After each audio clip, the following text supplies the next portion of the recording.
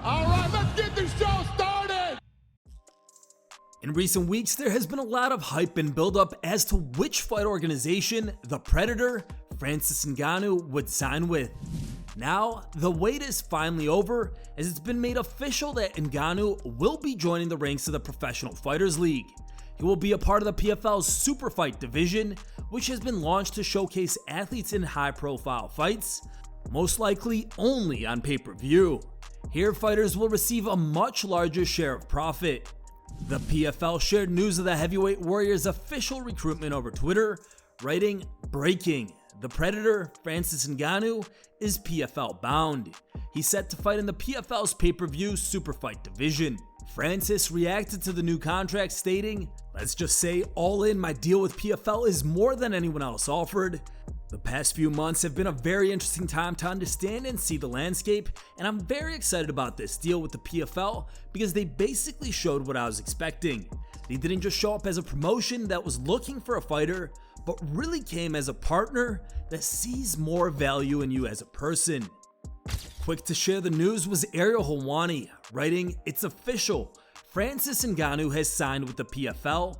Per the New York Times, the deal gives Ngannou equity and leadership roles in the PFL.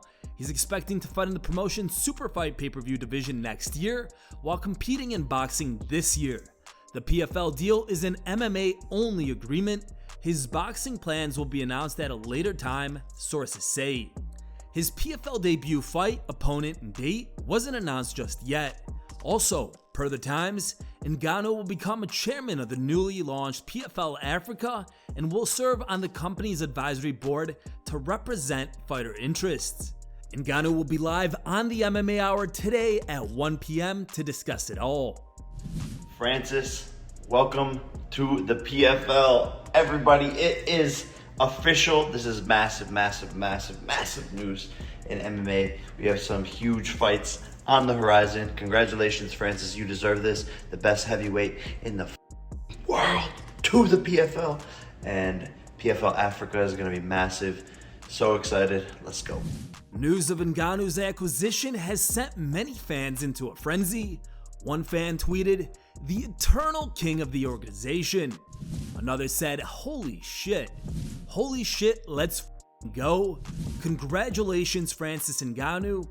One critic said, "Not for the legacy, he's just about the money. Sad." Another said, "2024, LOL, just another year older and out of competition." And finally, congratulations to the baddest man on the planet. After his first round knockout loss to Ian Gary last weekend, Daniel Rodriguez was understandably pretty devastated. While hurrying to escape the arena, UFC President Dana White stopped the fighter. Here's a clip from the moment. So we respect you and appreciate you very much, man. Hey. I just wanted to say goodbye before you left, all right? Keep your chin up. You're always Hey, I'll be back, dog. Yeah, I know. All right. Have a good night, you guys. Appreciate that. Later, Rodriguez wrote, "Tough one. Shit happens, but this takes the sting away a little. I was in a hurry to leave the arena after the fight, and Boss had stopped us. I felt the respect. Thanks, G." As many of you know, Kron Gracie recently suffered a devastating defeat against Charles Jourdain in a highly anticipated bout. His performance was met with heavy criticism from the MMA community.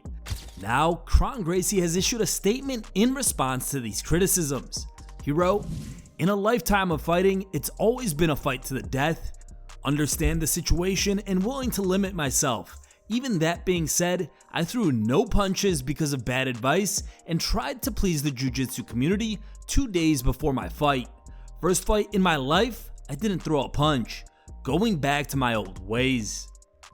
What are you guys' thoughts on Kron saying he will now return to his old ways? And who do you think he should fight next? Drop your thoughts in the comment section. A new video of Dillon Danis sparring with Alex Pereira has just surfaced.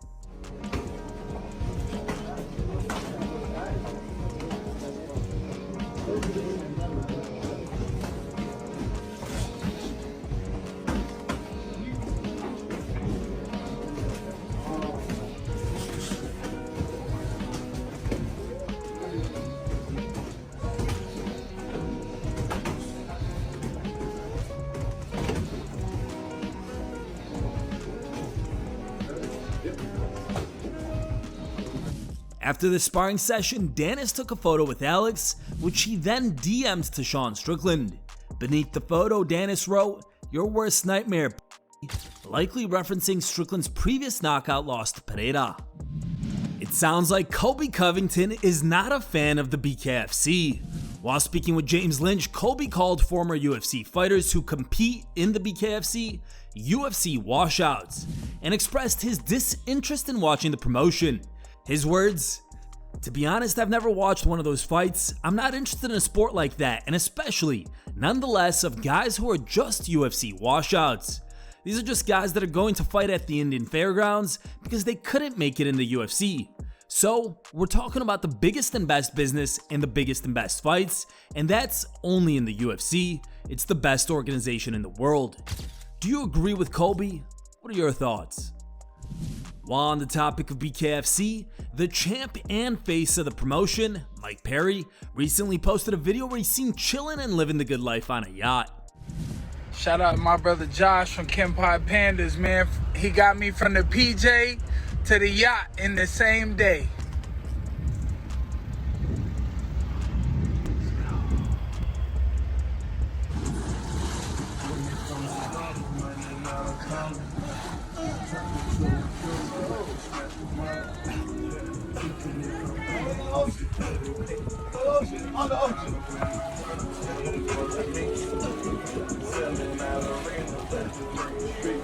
Hey, look at Lil Man. I was gonna say, Lil Ocean, Let's go. Let's go. After last Saturday's KO victory over Court McGee at UFC Charlotte, Matt Brown officially tied Derek Lewis's UFC record for most knockout wins with 13. Shortly after, Conor McGregor announced his plans to break the record. Now, speaking to SiriusXM, Matt Brown responded to Conor McGregor's tweet. Here's what he had to say. If I was in his position, I'd probably do the same thing, right? Like, we'd probably say the same shit, you know, good for him. I don't see him getting that record, you know, like that's a much uphill battle for him. I don't even know if he's ever going to fight again, you know, like he's taken care of, man. He don't have to fight. So, and I don't see any desire for him to fight. So, yeah, he just likes being out there in the spotlight. I think that's just the type of person that he is. He likes to, you know, just it's kind of an ego thing. He just likes to be seen and likes to be heard. And, you know, if he wants to do it, I'm down right now, right? Who wouldn't be, right? It's a money fight. But I also told Derek Lewis I'd love to fight him for the record too. I'll fight him at heavyweight, man. Like, we're the real record holders. Like, let's fight for it. Let's go. I don't know how the hell I'd knock him out. I don't know how I'd beat him, but I'm willing to try. I'm like 190, 195, but out of shape. So, like, yeah, I'd be at a huge disadvantage. I'd have to put some shotgun pellets in my pants to weigh in or something. And here are the top 3 funniest memes we found on the internet today. Third place was found over Facebook and was posted by a user named UFC Kink. Our second place pick was found over Twitter and was posted by a user named Frank Corsa. And our number 1 meme of the day was found over Facebook and was posted by a user named UFC News and Memes. Thank you guys for watching. If you liked the video, please leave a like and subscribe to our channel to keep up with the latest MMA news.